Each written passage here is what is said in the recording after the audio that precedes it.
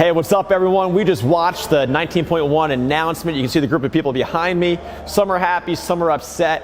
I'm excited because I love wall balls, I love rowing. It is a tall guy event or workout. Some of my shorter friends are already texting me, yelling at me because they're mad because I'm a little taller. I'm very sorry that 99.9% of movements in CrossFit are hard if you're tall, better if you're short. Sorry, the one workout that could possibly come out of the hopper this year.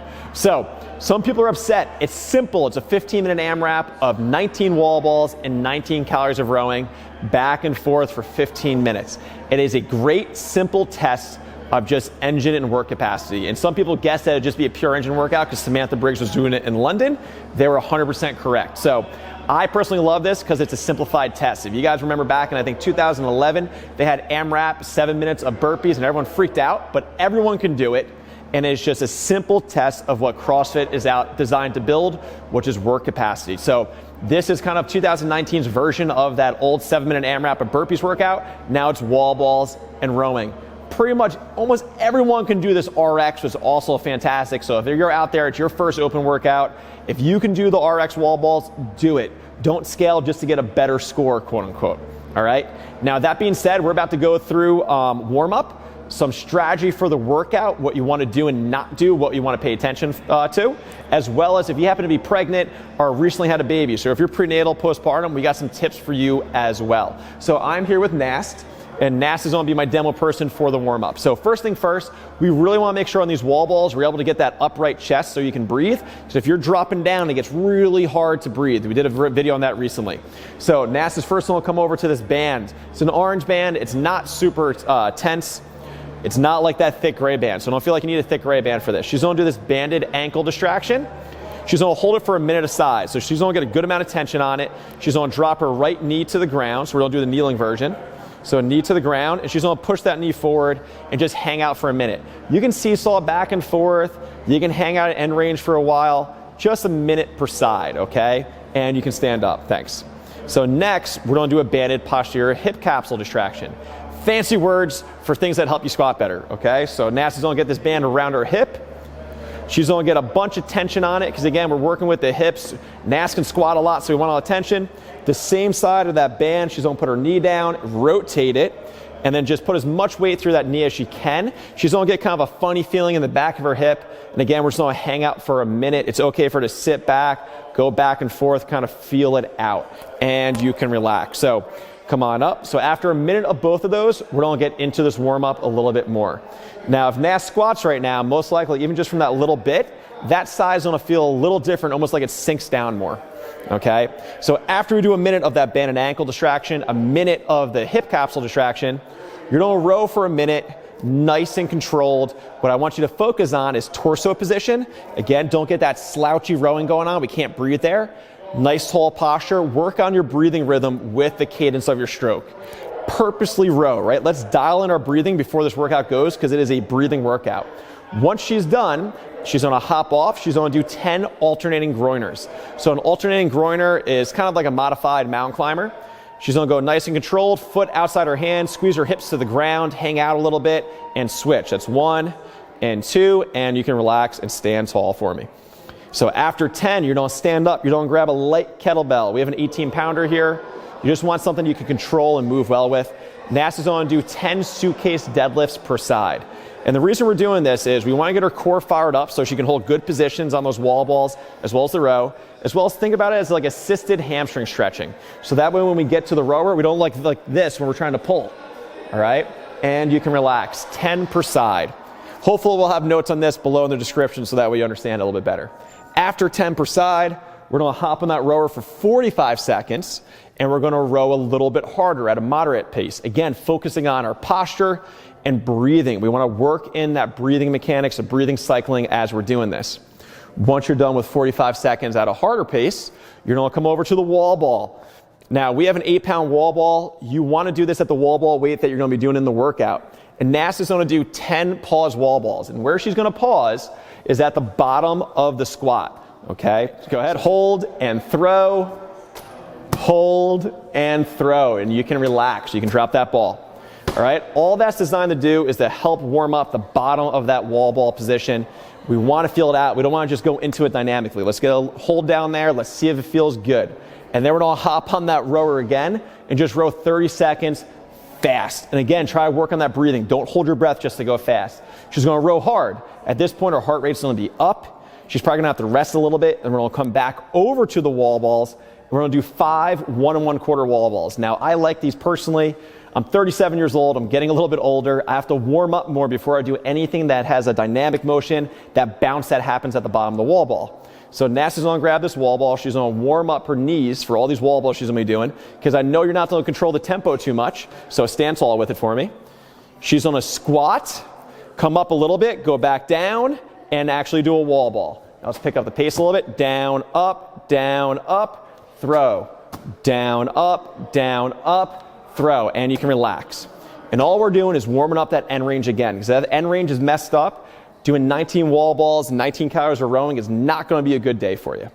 And last but not least, the last bit of our warm up, you're gonna row 30 seconds at the tempo that you're hoping to hold in the workout, and then you're gonna come over and do 10 wall balls, normal pace. I'm not gonna ask Nast to do that now.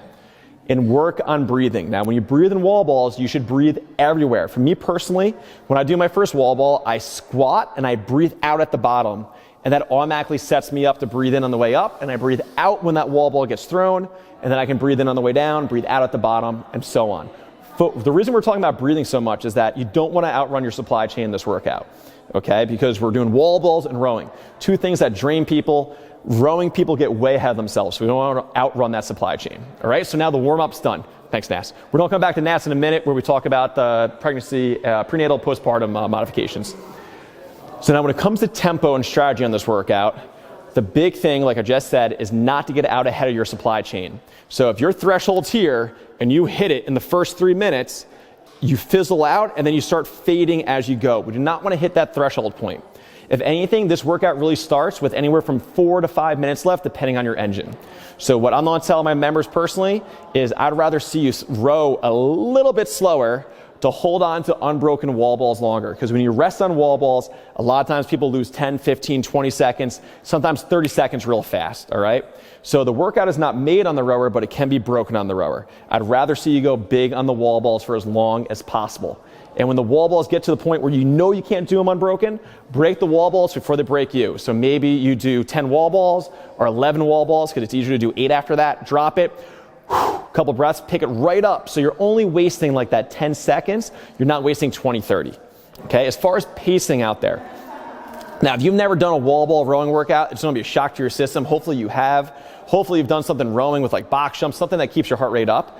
Because what I would like to see personally is that in minute 1, minute 5, and minute 8 or so, everyone look almost the same exact pace as they did in minute 1. So you should almost not change pace-wise that much through the first 8 to 10 minutes. Now that does not mean to go slow. Okay, you need to know your own body's abilities, but you should dial in a rhythm, a breathing, a cadence, kind of a flow during this workout that for the first 10 minutes, it's pretty steady, you're not slowing down that much.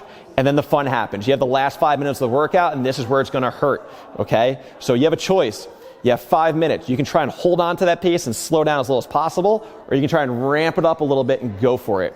Now, obviously, with the last minute or two, you really want to dig in and go for it. Push for those extra reps because they matter, right? But we don't want to push early on in this. You don't want to make that big mistake. Now, if you're a monster, right, what's steady for you is different than what's steady for me. Don't come out at a relaxed pace. We want a pace that you can hold. And you should know that from your experience of training all year round, okay? There's really not many tips to this. Just don't outrun your supply chain.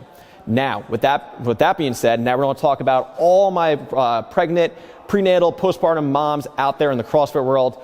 We have some good modifications for you in this workout. Now, when we're on the rower, Nast, can you actually come and step on this? We'll talk about rowing first and then wall balls last. If you got the belly going on, right, you're pregnant, you don't need to squish all the way in and jam yourself into that rower, okay? You don't need to jam yourself in. We'll control how far we go in. You can slow it down a little bit. Okay. The second thing is, for those of you that got diastasis going on, when you're at the back end of this, you don't need to lean back because you might get that coning going on in the front. Okay, so watch out for that. Don't jam yourself in. Watch out for the coning. All right, and you can relax. Now, when it comes to the wall balls, if wall balls get your heart rate jacked and we don't want your heart rate jacked if you're in a certain prenatal phase or postpartum, we can always switch to doing goblet squats. So again, if wall balls jack up your heart rate, let's just show some goblet squats. We want to do them at a tempo. And we're going to talk about what we want out of you pace-wise too, okay? So nice and slow and up. Nice and slow and up. And Nast is going to put down that kettlebell. Now, if you're at the point where wall balls are fine, we want to do wall balls with a very similar tempo, especially postpartum. Sometimes we get carried away. We think we can just dive right back into the slamming the bottom of that squat. You just have to relax and run through your whole body. Your joints are loose. Let's control that tempo.